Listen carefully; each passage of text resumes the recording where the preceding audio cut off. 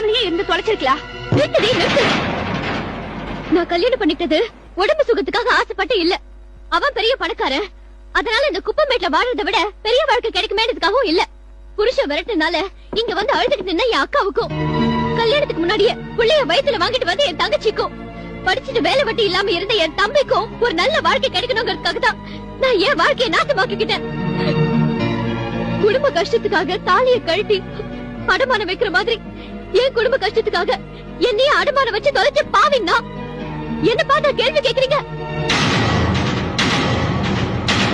புருஷன் கிட்ட எப்படி நடந்துக்கணும்னு நீ எனக்கு சொல்லி தரியா? கல்யாணம் ஆனா அடுத்த வாரம் ஹார்ட் ஆபரேஷன் பண்ணிட்டு வந்தாதான் குடும்பம் நடத்த முடியும்னு சொல்லி உன்னை வீட்டை விட்டு விரட்ட உன் புருஷன் உனக்கு நல்லவன். உன் ஆபரேஷன் செலவுக்காக 1 வருஷம் அக்ரிமெண்ட்டுக்கு ஒத்துக்கிட்டு மறுபடியும் உன்னை உன் புருஷன் வீட்டுக்கு அனுப்புன நான் கெட்டவல்ல. உன் மனசாட்சியை தொலைச்சிட்டு உன்னால எப்படி பேச முடியுது?